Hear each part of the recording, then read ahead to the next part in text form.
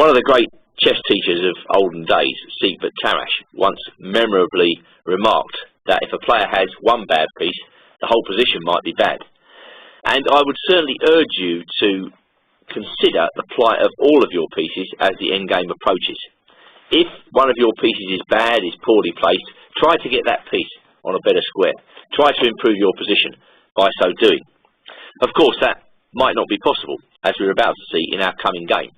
A game between Nisipianu, Romanian Grandmaster, very strong, and Judith Polgar, playing with black, the strongest female player of all time. Despite Polgar being a fantastically good player, she ends up with all her pieces bad in the position that she gets, and after that, the writing's on the wall. Now, you may say this isn't necessarily an endgame, but the queens are off at an early stage, and black feels able to keep her king in the centre as a result. So I think I'm justified in including this game. It's certainly a good example, a graphic example of what happens when one player has good pieces and the other player just has bad pieces. So Polgar, this is the mainline Sicilian defence, plays the Löwenthal variation, a very rare bird in Grandmaster practice. White plays knight b5, trying to put the knight on d6, and black actually encourages this by playing a6. Mostly when they get to this position these days, they play what is known as the Kalashnikov variation, pawn up to d6. Even at this early stage, black's got to be aware that endgames are not necessarily going to be good for black, mainly because of this pawn, backward on an open file, a half-open file.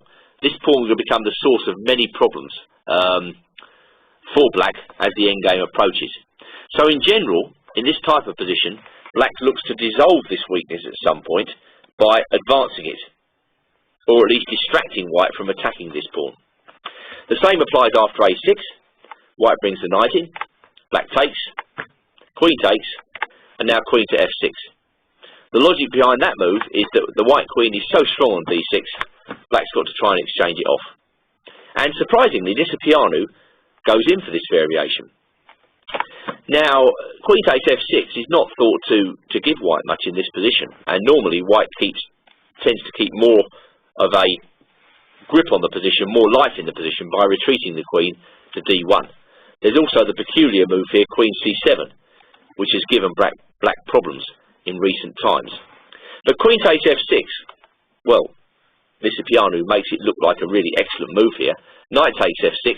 You wouldn't think that white would have too much in this position, because black's ahead in development.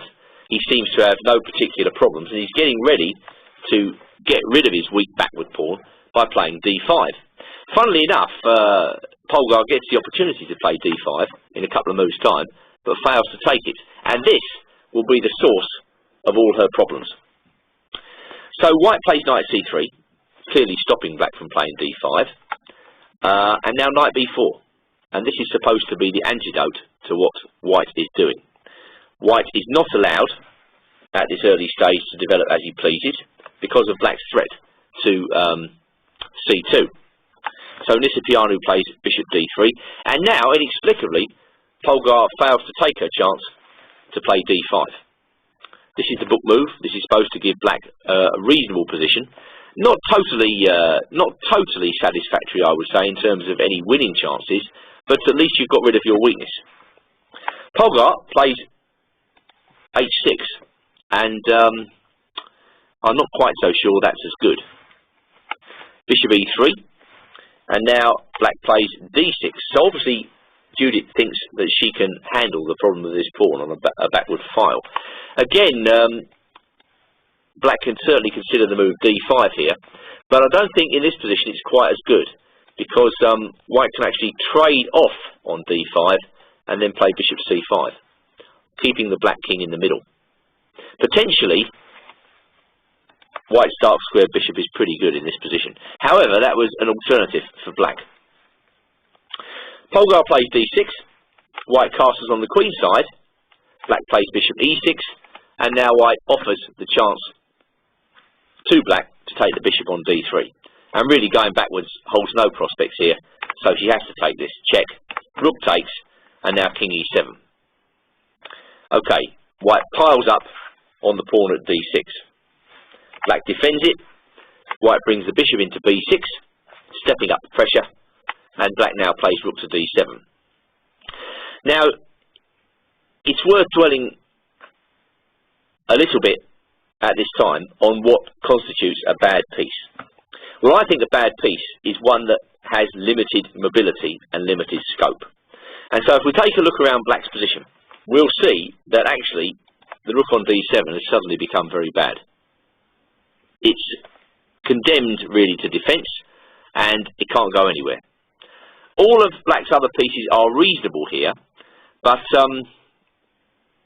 white is definitely for choice. White is dominating the position. One of the biggest problems, as stated, is black's inability to get rid of this weak pawn. Black can't dissolve her weakness by simply advancing it. So white can play very slowly and carefully here. He's not rushing.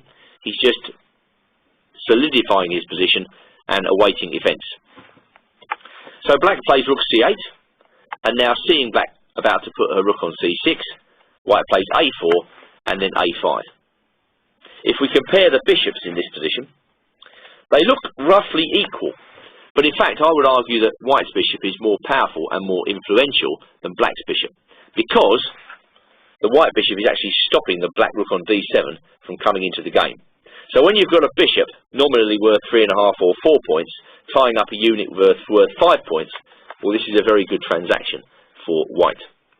Meanwhile, black's bishop looks impressive, but what actually is it attacking?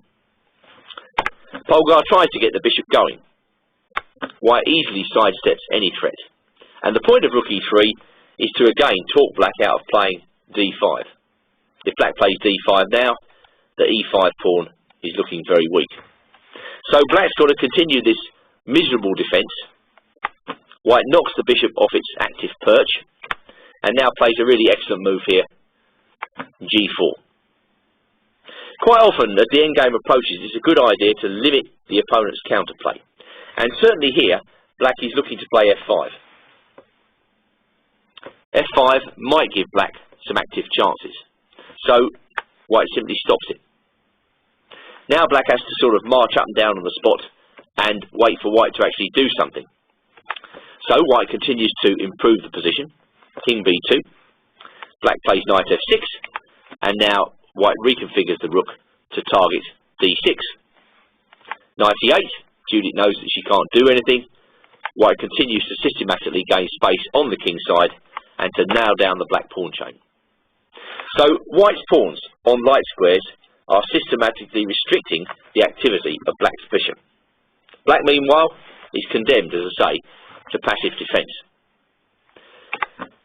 Knight c7. Rook 1 to d2. Again, a continuation of the principle that you shouldn't rush in a better but not necessarily winning position. I think that's the best way to describe Nisipianu's position at the moment. White is certainly much better, but he's not necessarily winning. The opposite colour bishops mean that black certainly has some chances, and white's got to find a way of targeting that pawn still further. I think it's possible, you know, this bishop could, for instance, manoeuvre itself round to, let's say, b4 at some point and step up the pressure. So black, again, could do nothing. She tries knight a8. But, again, that's a less than inspiring move.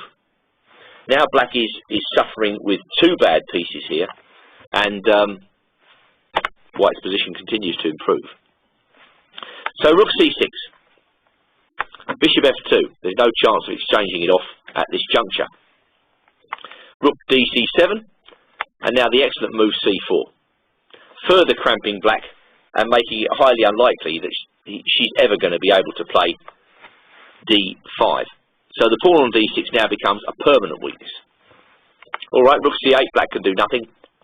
Rook d1, and now I spoke about that idea of training sights on the d6 pawn.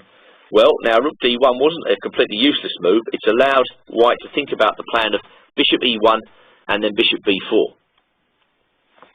The d6 pawn, a static weakness, cannot be gotten rid of. So Polgar plays knight c7, in comes the white knight, and the knight now comes to d5. White has a complete grip on the position. King f7. Well, clearly, this knight is a problem for black, a terrible problem. She can't take it. If she takes with the knight, white forks. If she takes with the bishop, then actually the black rook has no squares. So this is a real problem for Judith Polgar. Knight b4, and this is of course where black's game starts to go from worst to lost, as white has now a crushing double attack on the rook and the pawn. Polgar unfortunately has to defend the pawn and sacrifice the exchange. Nisipianu is delighted to take it, and now I think we can definitely consider this an endgame, and it's an endgame really which Nisipianu shouldn't have much trouble winning. As long as he obeys the basic rules of endgame play, you don't rush. When you've got a winning position, you take it easy, you continue to build pressure. So king c3, and then b4. White's pressure mounts. Rook c8, of course the extra exchange in this position won't be significant until white can open up lines. So white's looking to lever open the position using pawns, and that's why black plays rook c8. Because she's trying to stop him from playing b5. Alright, in comes the bishop again. This bishop has tortured black throughout the entire game. Rook a8, and now c5. Very good. And now we see that white is forcing open lines. Well, what can black do? She's got to keep the position blocked. But now Nisipianu re-sacrifices the exchange here. And that's what we call a transition of advantages. Before white had the material advantage, now he's got a massive positional advantage and an extra pawn. So what this means is that black still has two bad pieces. She can't do anything at all. She attacks the rook, white defends easily. Rook c8 and now rook d1. f5, last chance for counterplay. Takes, and now another classic endgame motif, b5. Forcing the creation of a pass pawn, and Polgar had had quite enough at this point in time. She decided to resign. And I don't think that's premature.